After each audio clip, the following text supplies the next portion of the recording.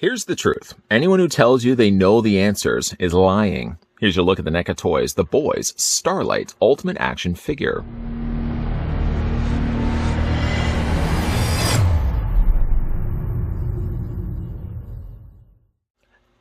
Annie January is as down-to-earth and sincere as they come, the girl next door with superpowers, and as Starlight, the defender of Des Moines. All she's ever wanted to do is save the world, and while a lot of people say that's a corny catchphrase, she actually means it. So when she's selected to join the Seven, it's every dream she's ever had come true. But that dream becomes her worst nightmare when this fresh-faced Midwesterner arrives in New York and learns that the old adage is true, never meet your heroes.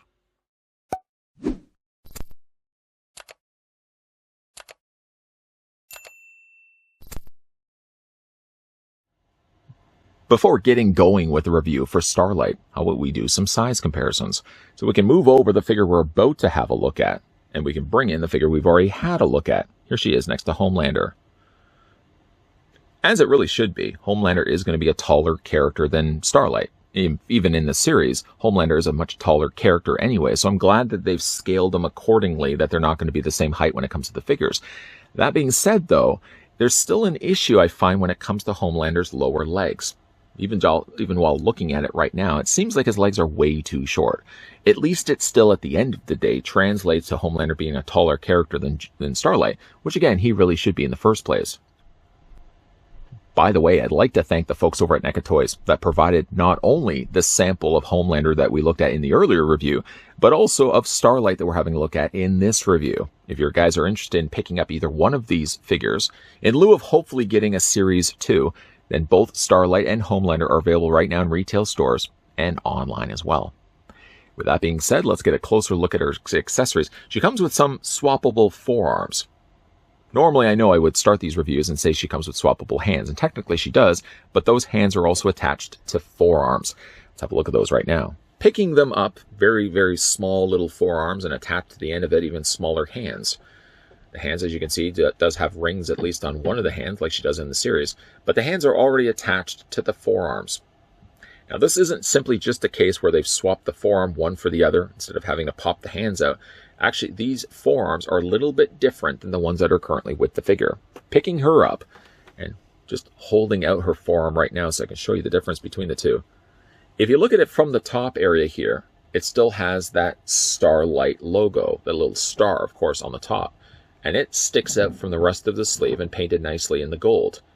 But if you look to the bottom of the forearm, she does have the additional seaming line there, as well as the additional gold that's on the bottom of it. So they're not identical forearms. And that's the case also with the other side as well.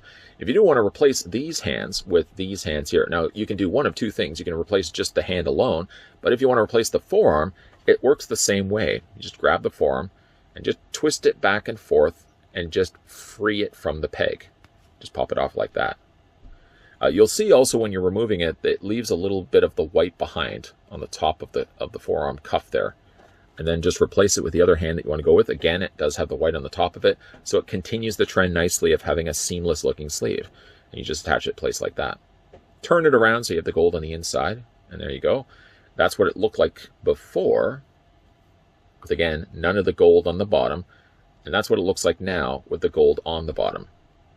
Very subtle, but enough to customize and change the look of the character. Then, of course, we can move those other things out of the way. She does also come with a swappable head sculpt, which depicts more so Starlight's power. And I really like the fact they gave you the glowing effect like this. It pretty much seems to be the same head sculpt. The hair seems similar. The shape face seems also similar. If anything, I could maybe say like this, the face lip, the lip color, I should say, is a slightly lighter pink than this one right here. It's a little more of a darker pink. Both, I feel, do bear a strong resemblance to the actress, of course, playing her, Erin Moriarty, who actually I think is one of my favorite characters in this series. I really like the backstory, and she really has a lot of depth going for her. To be fair, really, like all the boys' characters have some really interesting backstories going for them. But I think the likeness, though, here of the actress Erin Moriarty is better than what we're getting here with Homelander. And again, we can just move this one over and bring Homelander's head sculpt back in, or at least the entire body of the figure. This head sculpt, yeah, I know some people would have said isn't quite the closest. I think, again, a lot of it can be chalked up to the paint. Paint, though, and both the sculpt and the paint are far better, I feel at least, on Starlight. Now, again, if you want to replace the head sculpts, all you're going to have to do is just hold onto her torso and just wiggle the head off the ball peg. To at least her credit, she has a much smaller ball joint to have to contend with. It would be much more ridiculous if she had a larger ball joint and then having to fit it on top of a smaller head. But all you're going to do is just wiggle the new head on in place. There we go. Pop it in place. A little bit of pressure is a little bit required. And there you've got the two variations of the head sculpt. I think for my own personal collection, kind of when I do these reviews, I think to myself, how am I going to display these figures in the back of my mind? Even though I do like the idea that this one does have the glowing eyes to mimic her power in the series, I'm still probably going to settle, I think, on the defaulted head sculpt, because I just like the look of her face. But you know what? For the rest of this review, seeing as I am probably going to jump ship and go back to this one at the end of it, I'm probably going to still stick with this one for the rest of this review. Spinning the figure around so you can see the sculpting of the hair on the back. It seems to be the case that they've used a darker plastic and then painted on top of it the lighter blonde. It results, and then you can see like kind of the darker recessed areas of the hair standing out. The neat thing about this figure, like the Homelander, is that she does have a real fabric cape. I really don't think in a case like this they could have used the molded plastic cape. I always think to myself as well, sometimes figures justify having fabric capes and other times I think it works better for the figure having molded capes. And I really don't think in either the case of both Homelander or Starlight, it would have worked at all to have these with molded plastic capes. I'm really glad to see that they've used fabric capes. Not only does it drape better on the figure, but it gives it more of a realistic look to it. Molded plastic capes aren't always the solution. I mean, again, this works a little bit better, I think, for the figure. Now, seeing it certainly from the detailing on the front, while most of her costuming is the white with some accents of the gold, even like Homelander, as you can see up close like this, there is some nice pattern work that they've done to the actual plastic, putting in these little tiny stars. Now, I don't know if somebody would have at NECA had to do this by hand. If they have, congratulations, Sir, Madam, or Owl, the one responsible for having to do all that. The fact that it's all over the figure, from the top of her armpit all the way down to the bottom of her skirt, and then in between the skirt is the little starburst effect that actually matches similar to the cape. The figure has, again, some really nice detailing done to it. Paint's generally pretty good and clean as well.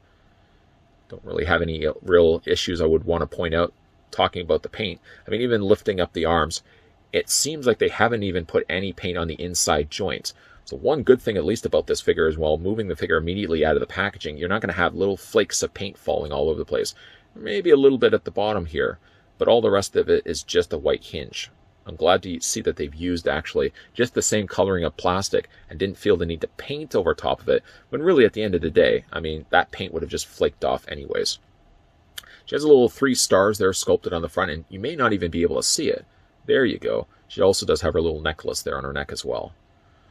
It's a really nice looking figure. Now, I have some difficulty getting the figure to stand. Now, one good thing, at least going for her credit, she does have the peg holes on the bottom sides of her feet. So if you have a display stand, just by all means attach that to the bottom of her feet. But sort of, I think the sculpting of the heel may be giving me some problems getting her to stand. Getting her just to balance. Yeah, it seems like she leans a little bit forward. It might just be a case where I have to just adjust the joint just a little bit. Though, looking at the articulation now on Starlight, her head rotates all the way around, whatever head you decide to display her with. One good thing, at least about the hair, it's soft enough plastic, so while you are moving it, it sort of lifts itself when it gets over the shoulders, and you can rotate the head all the way around. Technically, though, you really wouldn't be able to rotate her head all the way around. That would kill her in real life, but you can certainly do that from a figure standpoint. Head moves down just a little bit. Head moves up just a little bit, and you can also rock it back and forth. Again, just a little bit. Let's move that cape out of the way. For the arms, as you've already seen already, the arms hinge out very comfortably at a 90-degree angle bend. You can rotate the arms all the way around. Just be careful. Just be careful that the cape doesn't get caught inside. I've already had that happen a couple of times where it gets sort of caught inside the little seam line where the shoulders, the arms, attach into place. She has a double hinge on the elbow.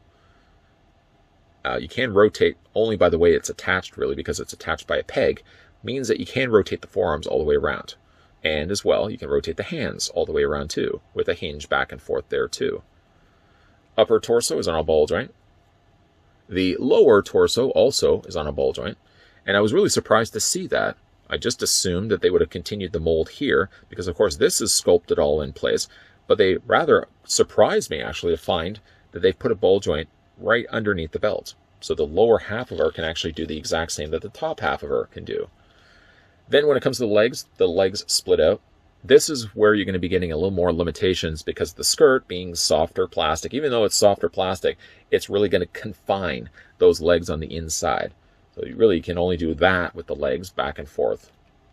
You can move them back and forth this way, but again, not too much. She does have a hinge on the knee, just a single hinge on the knee, and also rotates back and forth as well. No articulation here on the boots.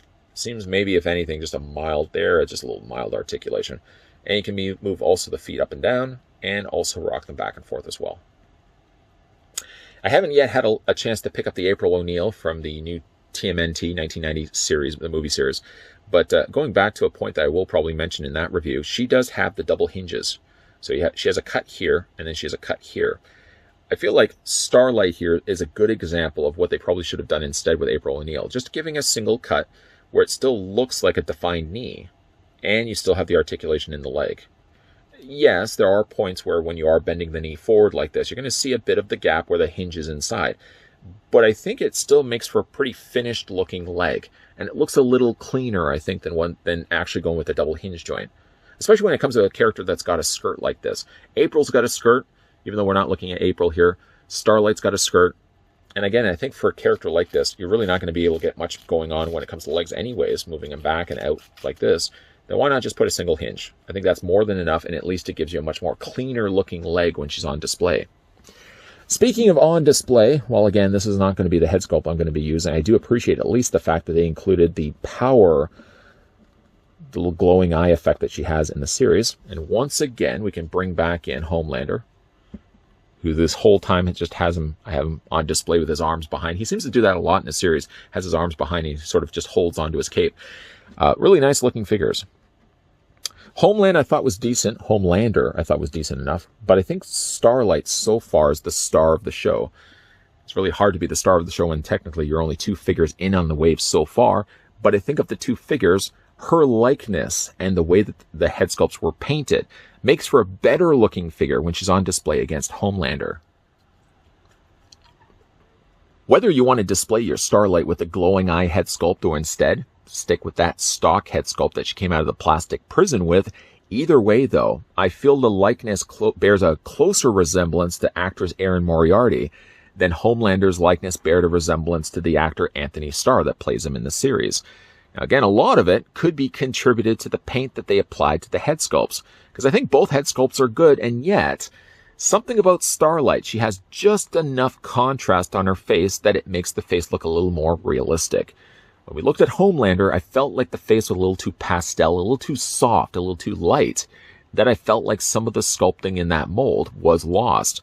And I don't have that problem at all when I'm looking at Starlight here. She looks like she was pulled from this series. The only thing that the figure does lack in, now I know I sort of said that this was a perfect looking figure in some words, but there's one aspect I wish NECA Toys could have included and packed along with the figure, and you're probably going to see it if you look at the bottom right hand corner of the box. See how she has the glowing hand that goes along with the glowing eyes? I really wish that they could have included a really bright, kind of whitish yellow hand to kind of mimic the way it kind of looks in the series when she's got her powers. She doesn't have it. I mean, she sort of just has stock, relaxed hands. It's about the only thing I would have included along with this figure. But the rest of the look of the figure, the likeness, again, bearing the resemblance of the actress that she plays in the series, I think this is, like I said, the better of the 2 figures that we've looked at so far from the boys. And I say so far because I'm only hoping that we're going to be getting a series 2. Billy Butcher, Black Noir, all of them. The Deep, yes, please. All of them. I'd like to see them released at some point. And, of course, leading up to the new season of Boys, which I think is going to be starting soon as well. Big thank you, though, to the folks over at NECA Toys that provided the sample of Starlight that we could have a look at in this review. Both Starlight, yes. Homelander, yes, are available right now in retail stores and online if you guys are looking to pick these ones up for yourself. If you guys are also new here and you've somehow just, I don't know, stumbled in, like the door was just swinging open, a good gush of wind, the door just blows open like it does in horror films and stumbles in this stranger from out of town. If you're that stranger, I hope, first of all, you're friendly. But if you're new and you're enjoying the content you've been seeing so far and I don't know, you have a portable device on you that can do this, make sure you hit the subscribe button to this channel. Make sure as well you turn on the bell notification, and make sure, stranger out of town, you keep your peepers peeled, because there will be more NECA reviews lined up and coming your way. As always, thanks for watching. See you guys next time.